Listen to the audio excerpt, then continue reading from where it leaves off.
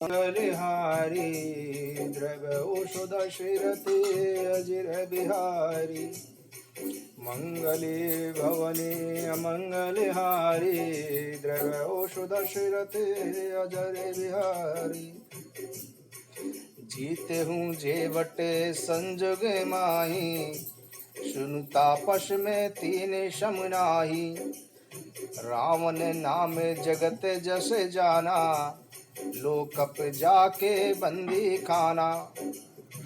रावण ने कहा कि हे तपस्वी सुनो, तुमने युद्ध में जिन योद्धाओं को जीता है मैं उनके समान नहीं हूँ। मेरा नाम रावण है, मेरा यह सारा संसार जानता है, लोकपाल तक मेरे बंदी गृह में पड़े हैं। खर दूषण विराध तुम मारा बदेऊ व्याध इन बाल बेचारा निश्चर निकर शुभट संगारे हो कुंभकर्ण घन गादहि मारे हो। तुमने खर दूषण और विराध को मारा, बेचारे बाली का व्याधि की भांति वध किया, बड़े बड़े राक्षस योद्धाओं के समूहों का संहार किया और कुंभकर्ण को भी मारा। आजू बैरु सब ले निवाये जोरन भूप बाज नहीं जाई आजू करहूं खलु काल हवाले परहु कठिन रावण के पाले।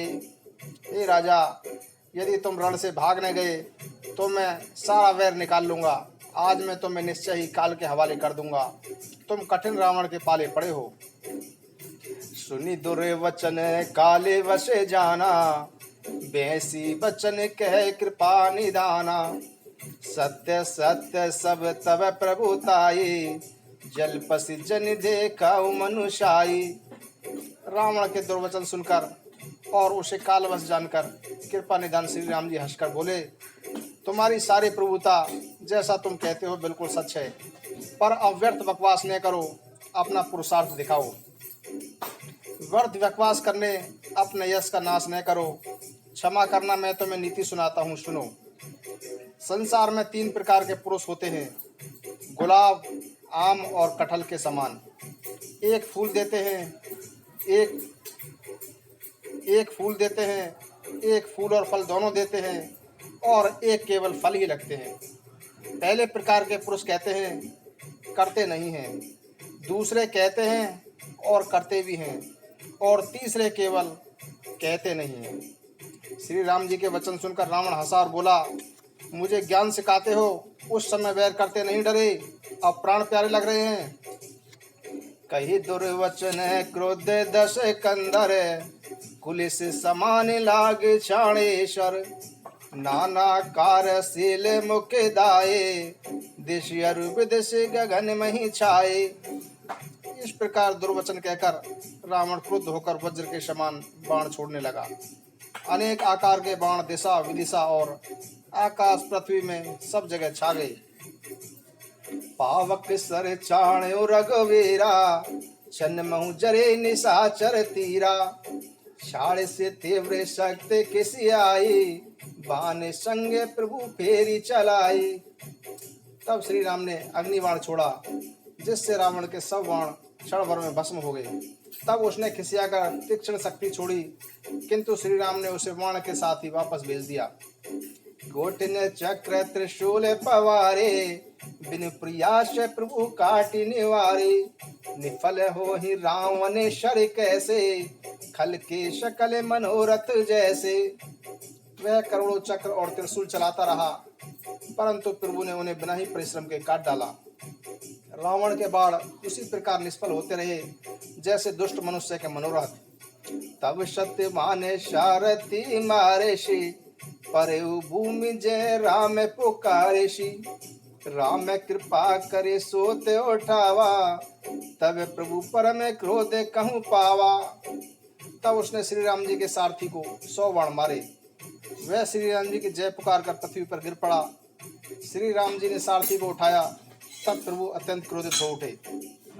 जब युद्ध में शत्रु के विरुद्ध श्री रघुनाथ जी क्रोधित हुए, तब उनके तरकस में बाण कसमसाने लगे।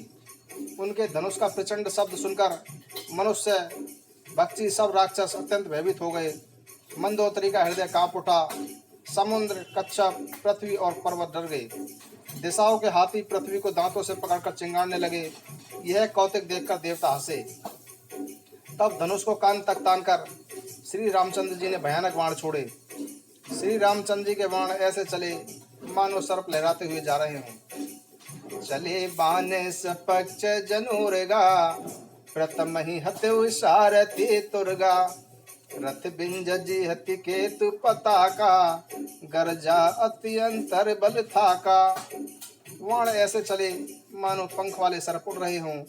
उन्होंने पहले रावण के सारथी और घोड़ों को मार डाला, फिर रथ को चूर चूर करके ध्वजा और पताकाओं को गिरा दिया। इस पर रावण जोर से गरजा, पर भीतर से उसका बल थक गया था। तुरंत दूसरे रथ पर चढ़कर वह खिसियाकर उसने अनेक प्रकार के अस्त्र शस्त्र छोड़े। उसके सब प्रयास उसी प्रकार निष्फल हो रहे थे जिस प्रकार पर्दों में लगे हुए चित्त वाले मनुष्य के सभी पुरुषार्थ निष्फल होते हैं। तब रामन 10 सूल चलावा, बजा चारि मही मारी गिरावा। तो रग उठाई गोपी रघुनायक, कैची शरासन छाड़े सायक। तब रावण ने 10 त्रिशूल चलाए और श्री राम जी के चारों घोड़ों को मारकर पृथ्वी पर गिरा दिया। घोड़ों को उठाकर श्री रघुनाथ जी ने क्रोध पूर्वक धनुष खींचकर बाण छोड़े। फिर रावण के सिर रूपी वन में विचरण करने वाले श्री रघुनाथ जी के बाण रूपी भवरों की पंक्ति चली। श्री रामचंद्र जी ने उसके 10 सिरों में 10-10 बाण मारे, जो सिरों के आर पार हो गए और सिरों से रक्त की धाराएं बह चली। रुद्र बहते हुए भी रावण दौड़ा। तब प्रभु ने फिर धनुष पर बाण संधान किया। श्री रघुवीर ने 30 बाण मारे और 20 भुजाओं समेत उसके 10 सिर कटकर पृथ्वी पर गिरा दिए। काटहि पुनि बर नबीने, राम बहोरी भुजा सिर छीने। प्रभु बहु बार बाहु सिर है, कटत चीटति पुन नूतन भय। सिर और हाथ कटते ही फिर से नए हो गए। श्री राम जी ने फिर भुजाओं और सिरों को काट गिराया। इस प्रकार प्रभु ने अनेक प्रकार उनकी भुजाएं और सिर काटे, परंतु वो तुरंत ही नए हो गए। पुनि पुनि प्रभु काटत भुज सीसा, अति कौतिक कौशलाधीशा। रहे छाई नव सिर अरु बाहु, मनहु अमित केतु अरि राहु। प्रभु बार बार उसकी भुजा और सिरों को काट रहे थे। श्री राम जी बड़े कौतिकी हैं। आकाश में सिर और बाहु ऐसे छा गए मानो असंख्य केतु और राहु हों। जिस प्रकार अनेक राहु और केतु रुद्र बहाते हुए आकाश मार्ग में दौड़ रहे हों, श्री रघुवीर के प्रचंड बाणों के लगने से वे पृथ्वी पर गिर नहीं सके। एक एक बाण से समूह के समूह सिर छिदे हुए आकाश में उड़ते ऐसे लग रहे थे मानो सूर्य की किरणें क्रोध करके जहां तहां राहुओं को पिरो रही हों। जैसे ही प्रभु उसके सिरों को काटते वे अपार होते जाते। जैसे विषयों का सेवन करने से काम को भोगने की इच्छा दिन प्रतिदिन बढ़ती जाती हो। सिरों की बाढ़ देखकर रावण अपनी मृत्यु को भूल गया और क्रोधित हो उठा। फिर वह अभिमानी मूर्ख गर्जा और 10 धनुषों को तानकर श्री राम जी की ओर दौड़ा। समर भूमि 10 कंदर कौशो, बरसी बान रघुपत रथ तप्यो। दंड एक रथ देखने परयो, जनु निहारे महु दिन करे दुर्यो। रावण ने क्रोध किया और बाण बरसाकर श्री रघुनाथ जी के रथ को ढक दिया। एक घड़ी तक रथ दिखाई न पड़ा, मानो कोहरे में सूर्य छिप गया हो। हाहाकार शुरन जब कीना, तब प्रभु को पिकार मुख लीना। शर निवारे रिपु के सिर काटे, ते दिश विदिशी गगन मही पाटे। जब देवताओं ने हाहाकार किया तब प्रभु ने क्रोध पूर्वक अपना धनुष उठाया और शत्रु के सिर काटे और उनसे दिशा विदिशा आकाश और पृथ्वी सबको फाड़ दिया। काटे सर नभ मार गदावई, जय जय जय धुनि करिबे उपाजई। कहीं लक्ष्मण सुग्रीव कपीशा, कहीं रघुवीर कौशलाधीशा। काटे हुए सिर आकाश मार्ग में दौड़ रहे थे और जय जय की ध्वनि का करके भय उत्पन्न कर रहे थे। लक्ष्मण और वानरराज सुग्रीव कहाँ हैं? कौशलपति रघुवीर कहाँ हैं? राम कहाँ हैं? यह कहकर दौड़ते हुए सिरों के समूह को देखकर वानर भाग चले। तब धनुष तंगान करके श्री राम जी ने हंसकर बाणों से उन सिरों को भली भांति भेद डाला। हाथों में मुंडों की मालाएं लेकर झुंड के झुंड कलिकाएं मिलकर इकट्ठी हुई, मानो रुद्र की नदी में स्नान करके संग्राम रूपी वट वृक्ष की पूजा करने जा रही हूँ। फिर रावण ने क्रोधित होकर प्रचंड शक्ति छोड़ी, जो विभीषण के सामने ऐसे चली जैसे काल का दंड हो। आवत देखी शक्ति अति घोरा, प्रणतारी भंजन पन मोरा। तुरत विभीषण पाछे मेला, सन्मुख राम सहु सेला। उस भयानक शक्ति को आती देखकर और यह विचार कर कि मेरा प्राण शरणागत के दुख का नाश करना है, श्री राम जी ने तुरंत ही विभीषण को अपने पीछे कर लिया और सामने होकर वह शक्ति स्वयं झेल ली। शक्ति लगने से उन्हें कुछ मूर्छा हो गई। फिर उन्होंने तो यह लीला की थी, पर देवता व्याकुल हो गए। प्रभु को शारीरिक कष्ट होता देखकर विभीषण क्रोधित होकर अपने हाथ में गदा लेकर दौड़े और बोले कि अरे भागे मूर्ख दुर्बुद्धि, तूने देवता मनुष्य मुनि नाग सबसे विरोध किया। तूने आदर सहित शिव जी को अपने सिर अर्पित किए और एक एक के बदले में करोड़ से प्राप्त किए। उसी कारण तू अब तक बचा है, किंतु अब काल तेरे सर पर नाच रहा है। अरे मूर्ख, तू राम से विमुख होकर सुख चाहता है।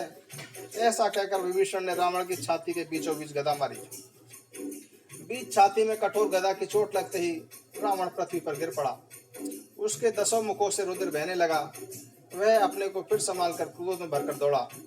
दोनों बलवान योद्धा भिड़ गए और मल्ल युद्ध में एक दूसरे को मारने लगे। श्री राम के बल से बली हुए विभीषण रावण जैसे योद्धाओं को पाषाण के बराबर भी नहीं समझते। शिव जी कहते हैं कि हे उमा, विभीषण कभी रावण के सामने आंख उठाकर भी नहीं देख सकता था, परंतु अब वही काल के सामने उससे भिड़ रहा था। यह श्री राम जी का ही प्रभाव था।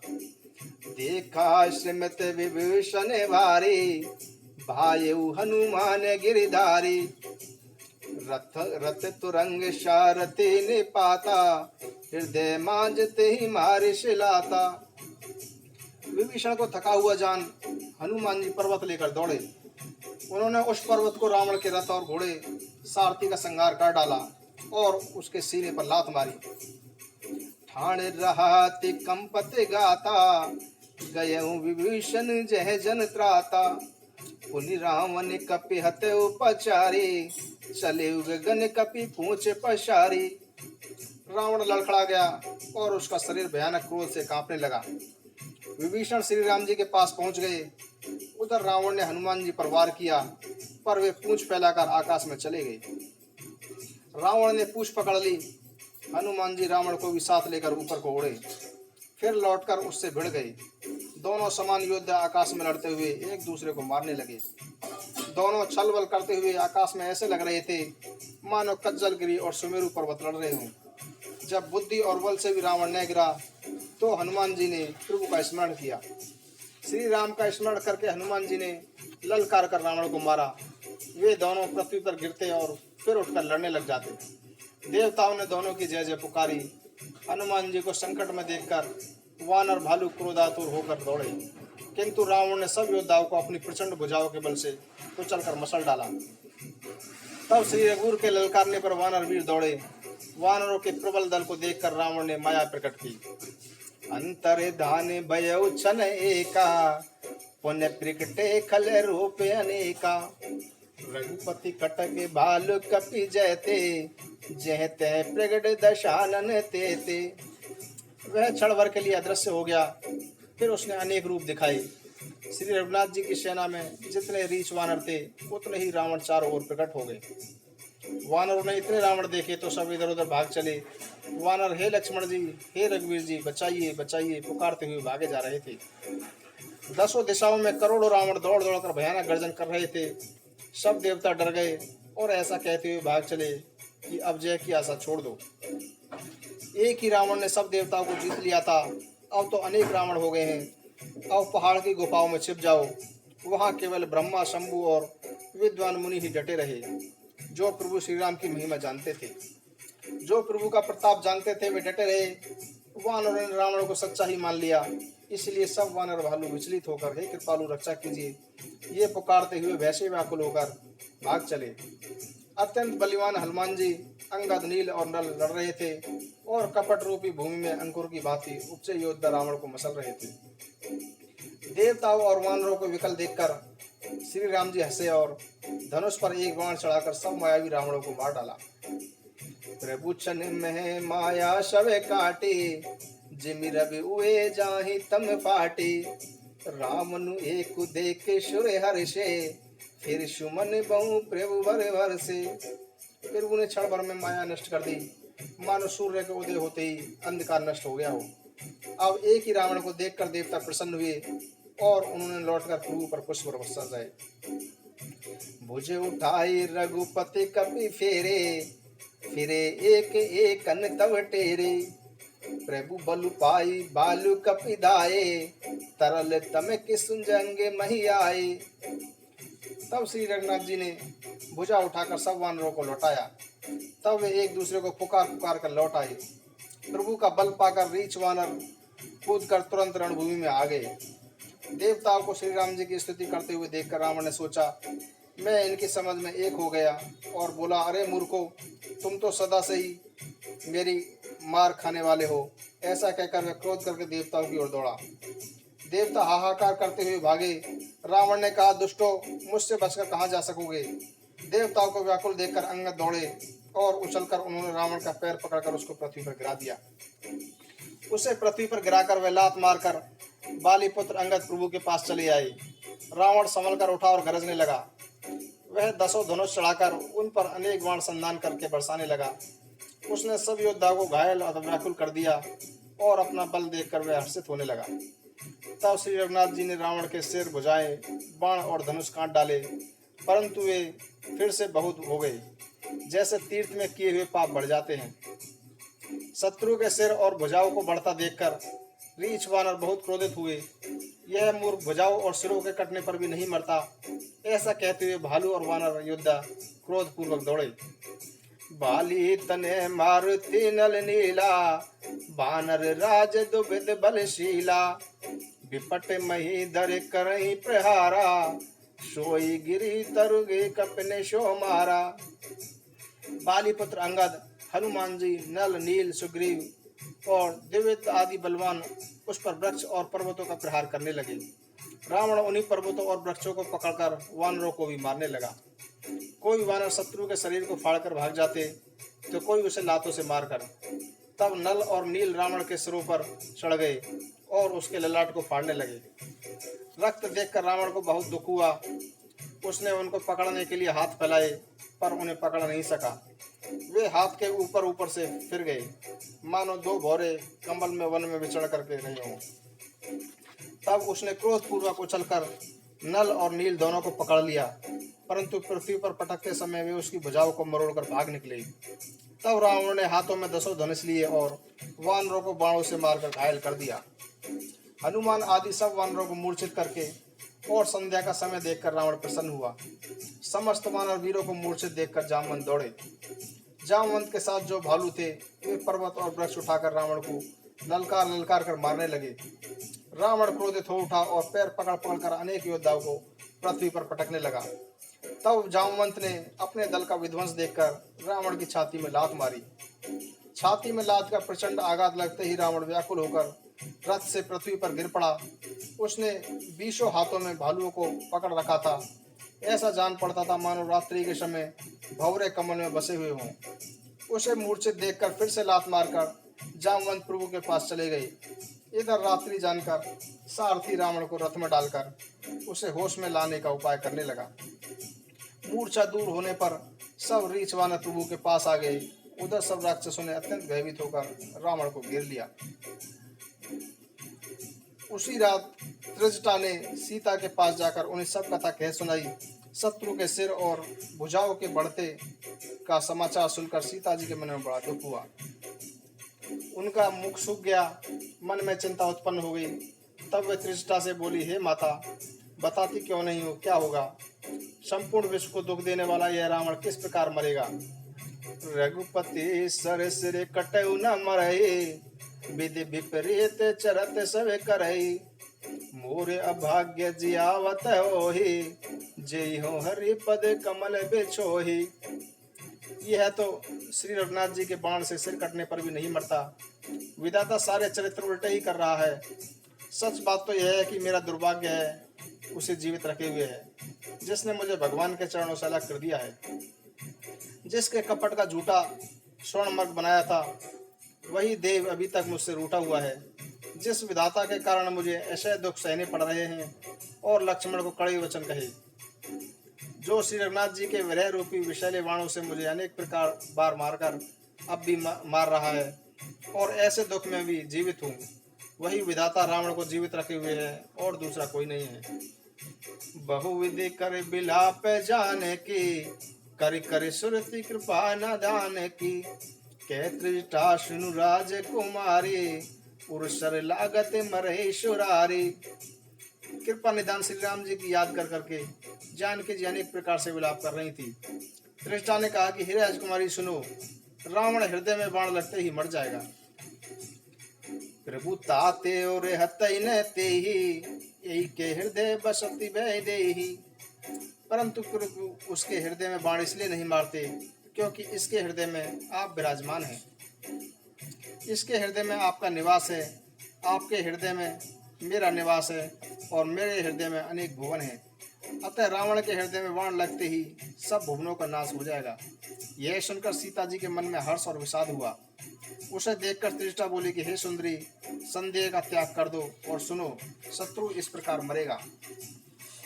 सिरों के बार बार कट जाने पर वह जब व्याकुल हो जाएगा और उसके हृदय में तुम्हारा ध्यान हट जाएगा, तब श्री राम जी बाण के हृदय में बाण मारेंगे। सिरों के बार बार कट जाने पर जब व्याकुल हो जाएगा और उसके हृदय से तुम्हारा ध्यान हट जाएगा, तब श्री राम जी रावण के हृदय में बाण मारेंगे। ऐसा कहकर और सीता जी को अनेक प्रकार से समझाकर त्रिजटा अपने घर चली गई, और श्री रामचंद्र जी का स्मरण करके जानकी जी विरह व्यथा से व्याकुल होती रही। वे रात्रि और चंद्रमा की अनेक प्रकार से निंदा करने लगी और बोली, रात युग के समान बड़ी हो गई है, यह बीतती ही नहीं है। जानकी जी श्री राम जी के विरह में दुखी होकर मन ही मन में घोर विलाप कर रही थी। जब विरह के मारे हृदय जलने लगा तो उनका बायां नेत्र और बाहां फड़कने लगी। शकुन समझकर उन्होंने अपने मन में धीरज धारण किया, और अब कृपाल श्री रघुवीर अवश्य मिलेंगे।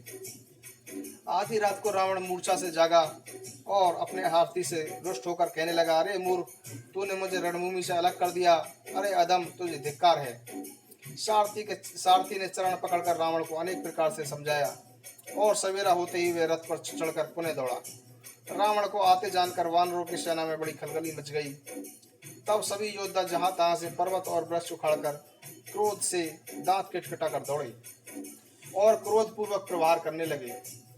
उनको मार से राक्षस भाग चले। वानरों ने शत्रु की सेना को विचलित करके रावण को घेर लिया और चारों ओर से चपेटे मार मार कर उसका शरीर विदीर्ण कर उसे व्याकुल कर दिया। वानरों को प्रबल देखकर रावण ने विचार किया और अंतन ध्यान होकर क्षणों में उसे पुनः माया फैलाई। जब उसने माया रची, तब बेताल, भूत और पिशाच हाथों में धनुष बाण लिए प्रकट हुए। योगिनियां एक हाथ में तलवार और दूसरे हाथ में मनुष्य की खोपड़ी लिए ताजा खून पीकर नाचने और भांति भांति गीत गाने लगी। वे पकड़ो मारो आदि शब्द बोल रही थी। चारों ओर ध्वनि भर गई। वे मुख फैलाकर खाने को दौड़ती। तब वानर भागने लगे। वानर भागकर जहां भी जाते वहीं आग जलती देखते। इससे वानर भालू व्याकुल हो गए। फिर रावण भालू बरसाने लगा। वानरों को जहां तहां थका देखकर रावण फिर गरजा। लक्ष्मण जी और सुग्रीव सहित सभी वीर अचेत हो गए। हा राम, हा रघुनाथ पुकारते हुए योद्धा अपने हाथ मलने लगे। इस प्रकार सबका बल तोड़कर रावण ने दूसरी माया रची। उसने अनेक हनुमान प्रकट किए जो पत्थर लेकर दौड़े, और उन्होंने चारों ओर से श्री रामचंद्र जी को घेर लिया। वे पूंछ उठाकर कटकटाते हुए पुकारने लगे, मारो पकड़ो जाने ना पावे। उनके पूंछ दसों दिशाओं में शोभा दे रही थी, और उनके बीच में कौशल राज श्री राम थे। उनके बीच में श्री राम का सुंदर श्याम शरीर ऐसा शोभामान था मानो ऊंचे तमाल वृक्ष के लिए अनेक इंद्रधनुषों का श्रेष्ठ घर बनाया गया हो। माया के दूर होते ही वानर भालू हर्षित हुए और वृक्ष तथा पर्वत लेकर दौड़ पड़े। श्री राम जी ने बाण छोड़े, जिनसे रावण के हाथ और सिर कटकर पृथ्वी पर जा गिरे। श्री राम जी और रावण के इस युद्ध का चरित्र यदि सैकड़ों शेष सरस्वती, वेद और कवि अनेक कल्पों तक भी गाते रहे तो भी उसका पार नहीं पा सकते। उसी चरित्र का कुछ गुणगान मंद बुद्धि तुलसीदास ने किया है। जैसे मक्खी अपने पुरुषार्थ के अनुसार आकाश में उड़ती है। सिर और भुजाएं अनेक बार काटी गईं, फिर भी रावण मरता नहीं था। फिर वो खेल कर रहे थे, परंतु मुनि सिद्ध और देवता उस क्लेश को देखकर व्याकुल थे। कटते ही सिरों का समूह बढ़ जाता, जैसे प्रत्येक लाभ होने पर लोभ बढ़ता है। तब श्री रामचंद्र जी ने विभीषण की ओर देखा। शिव जी कहते हैं कि हे माँ, जिसकी एक इच्छा मात्र से ही काल भी मर जाता है, वही प्रभु सेवक की परीक्षा ले रहे थे। विभीषण जी बोले कि हे सर्वज्ञ, हे चराचर के स्वामी, हे शरणागत के पालनहार देवता और मुनियों को सुख देने वाले सुनिए। नाभि कुंड पीयूष बस आके, नाथ जियत रावण बल ताके। सुनत विभीषण बचन कृपाला, हरसी गहे कर बान कराला। इसके नाभि कुंड में अमृत का निवास है। हे नाथ, रावण उसी के बल पर जीवित है। विभीषण के वचन सुनते ही कृपालु श्री रघुनाथ जी ने प्रसन्न होकर हाथ में विकराल बाण ले लिए। अशुभ होने लागे तब नाना, रो वही खर्ष काले बहुश्वाना। बोलहि खग जग आरती हेतु, प्रगट भय नव जहत केतु। उस समय अनेक प्रकार के अपशकुन होने लगे। गधे, सियार और कुत्ते रोने लगे। अशुभ को सूचित करने के लिए पक्षी बोलने लगे। आकाश में जहां तहां पुच्छल तारे प्रकट हो गए। दस दिस दाय होने अति लागा, भयउ परब बिनु रवि उपरागा। मंदोदरी और कंपति बारे, प्रतिमा सत नैन मग बारी। दसों दिशाओं में आग लगने लगी। बिना ही योग के सूर्य ग्रहण होने लगा। मंदोदरी का हृदय कांपने लगा। मूर्तियों के नेत्रों से जल बहने लगा। वे रोने लगी। आकाश से वज्रपात होने लगे। प्रचंड वायु बहने लगी। पृथ्वी हिलने लगी। बादलों से रक्त, बाल और धूल की वर्षा होने लगी। इतने प्रकार के अमंगल होने लगे कि उनकी कल्पना नहीं की जा सकती। इतने उत्पात देखकर आकाश में देवता व्याकुल होकर जय जय पुकारने लगे। तब देवताओं को भयभीत जानकर कृपालु श्री रघुनाथ जी धनुष पर बाण संधान करने लगे।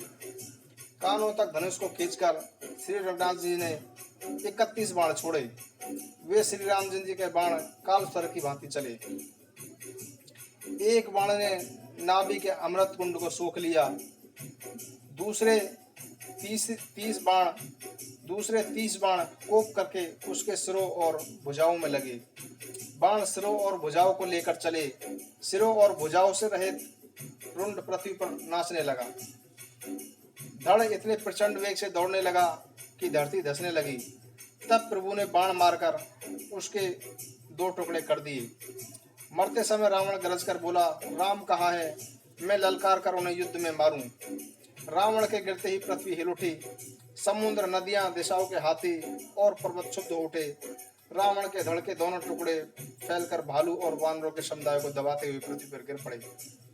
रावण की भुजाओं और सिरों को मंदोदरी के सामने रखकर राम बाण उधर चले जहां श्री राम जी थे। सब बाण जाकर तर्कस में प्रवेश कर गए। यह देखकर देवताओं ने नगाड़े बजाए। रावण का तेज प्रभु के मुख पर समा गया।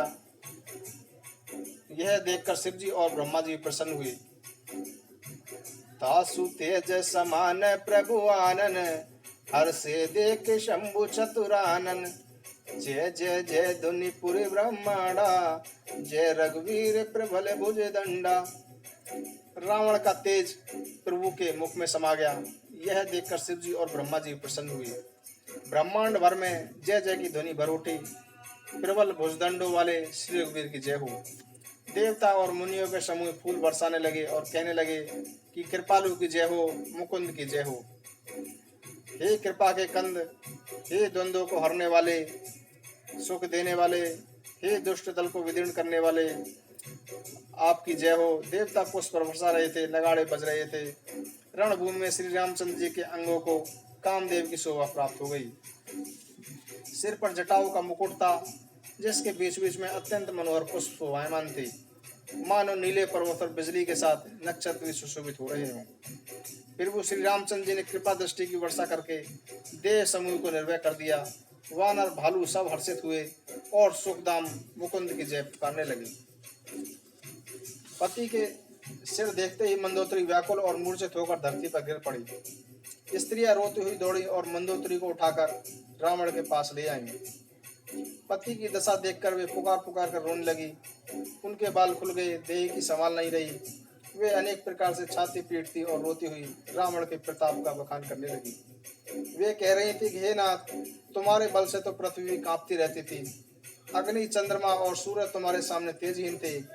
शेष जी और कच्छप भी जिसका भार नहीं सह सकते थे। तुम्हारा वही शरीर आज धूल में भरा हुआ पृथ्वी पर पड़ा हुआ है। वरुण, कुबेर, इंद्र और वायु, इनमें से कोई भी तुम्हारे सामने ठहर नहीं सका। हे स्वामी, तुमने अपने भुजबल से काल और यमराज को भी जीत लिया था, वही तुम आज अनाथ की भांति पड़े हो। तुम्हारी प्रभुता तो संसार में विख्यात थी। तुम्हारे पुत्रों और कुटुंबियों के बल का तो वर्णन ही नहीं किया जा सकता था। श्री रामचंद्र जी से विमुख होने के कारण ही तुम्हारी यह दृढ़ता हुई है कि आज कुल में रोने के लिए कोई भी नहीं बचा है। हे नाथ, विधाता की समस्त सृष्टि तुम्हारे वश में थी। लोकपाल सदा भयभीत होकर तुम्हारे सम्मुख मस्तक झुकाते थे, किंतु अब तुम्हारे सिर और भुजाओं को गीदड़ खा रहे हैं। राम से विमुख होने वाले ऐसा होना उचित ही है। हे स्वामी, तुम के काल के वश में थे, इसलिए तुमने किसी का भी कोई कहा नहीं माना और समस्त चराचर के स्वामी श्री रघुनाथ जी को साधारण मनुष्य समझा। दैत्य रूपी वन को जलाने के लिए अग्नि रूप साक्षात श्री हरि को तुमने मनुष्य ही समझा। शिव और ब्रह्मा आदि देवता भी जिन्हें नमस्कार करते हैं, उन कर्णों में भगवान को तुमने भजन नहीं किया। तुम्हारा यह शरीर जन्म से ही दूसरों से द्रोह करने में तत्पर और पाप में रहा। इतने पर भी जिन निर्विकार ब्रह्मा श्री राम जी ने अपना धाम दिया, उनको मैं नमस्कार करती हूँ। हे ना, श्री रघुनाथ जी के समान कृपा सागर दूसरा कोई नहीं है। जिन भगवान ने तुम्हें वह गति दी जो योगियों को भी दुर्लभ है। मंदोदरी के वचन सुनकर देवता, मुनि और सिद्ध सभी प्रसन्न हुए। ब्रह्म, महादेव जी, नारद और शंकादि तथा परमात्मा के तत्व को जानने और कहने वाले मुनिजन सभी श्री रघुनाथ जी को नेत्र भरकर देखकर प्रेम मग्न हो गए और अत्यंत सुखी हुए। अपने घर की स्त्रियों को रोते हुए देखकर विभीषण जी के मन में बड़ा दुख हुआ और वे उनके पास गए। भाई की दशा देखकर उन्हें भी बहुत दुख हुआ। तब प्रभु श्री राम जी ने लक्ष्मण जी को आज्ञा दी कि जाकर विभीषण जी को धैर्य बंधाओ। लक्ष्मण जी ने उन्हें अनेक प्रकार से समझाया और विभीषण प्रभु के पास लौट आए। प्रभु ने उनको कृपा दृष्टि से देखा और कहा, सब शोक त्याग कर रावण की अंत्येष्टि क्रिया करो। प्रभु की आज्ञा मानकर और देश व काल का विचार करके विभीषण जी ने विधि पूर्वक सत्क्रिया की। मंदोदरी आदि सब स्त्रियां रावण को तिलांजलि देकर मन में श्री रघुनाथ जी के गुणों का वर्णन करती हुई महल में गईं। क्रियाक्रम करने के बाद विभीषण ने आकर पुनः सिर नवाया। तब कृपा सिंधु श्री राम जी ने छोटे भाई लक्ष्मण को बुलाया। श्री रघुनाथ जी ने कहा कि तुम वानरराज सुग्रीव, अंगद, नल, नील, जामवंत और हनुमान आदि सब नीति निपुण लोग मिलकर विभीषण के साथ जाओ और उन्हें राज तिलक कर दो।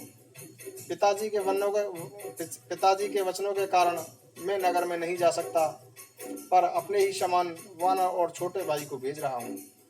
प्रभु के वचन सुनकर वानर चल दिए और उन्होंने जाकर राज तिलक की सारी व्यवस्था की। आदर के साथ विभीषण को सिंहासन पर बैठाकर राज तिलक किया और स्तुति की। सभी ने हाथ जोड़कर उनके सम्मुख सिर झुकाई। विभीषण जी सहित सब प्रभु के पास लौट आए। तब श्री रघुवीर ने वानरों को बुला लिया और प्रिय वचन कहकर सबको सुखी किया। भगवान की अमृत के समान वाणी सुनकर सब सुखी हो गए। तुम्हारे ही बल से यह प्रबल शत्रु मारा गया है और विभीषण को राज्य मिला। तुम्हारा यश तीनों लोकों में सदा नया बना रहेगा।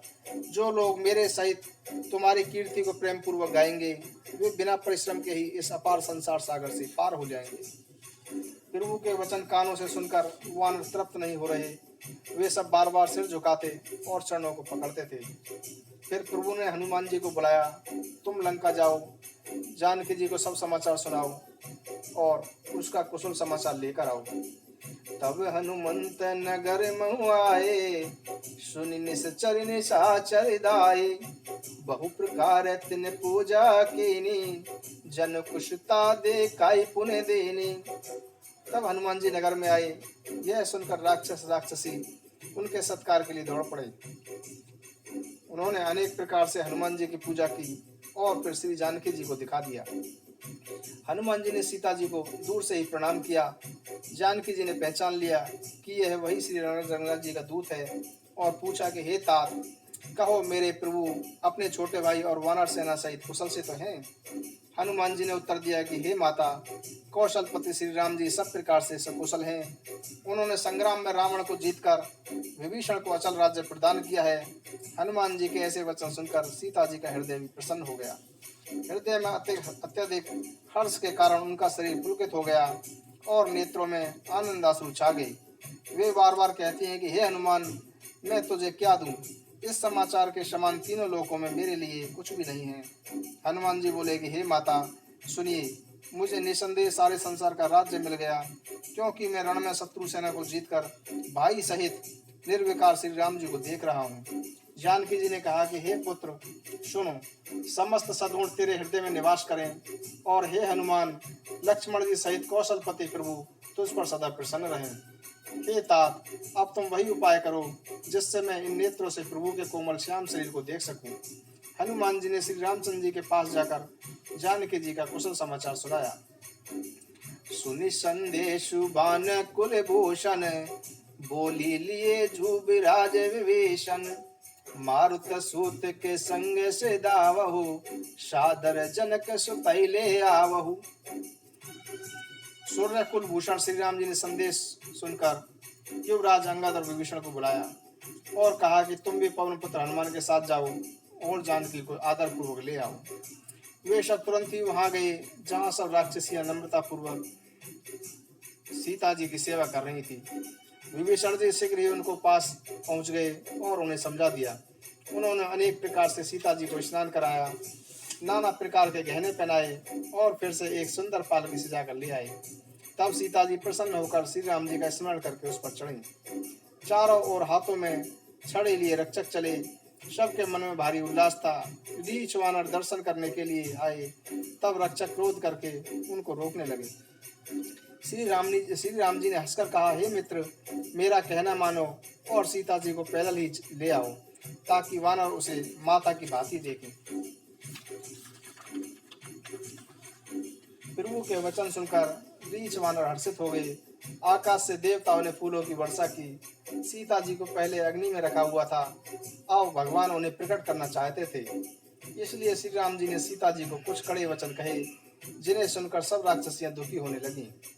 प्रभु के वचनों को सिर चढ़ाकर मन, वचन और कर्म से पवित्र श्री सीता जी बोली, हे लक्ष्मण जी, तुम मेरे धर्माचरण में सहायक बनो और तुरंत आग तैयार करो।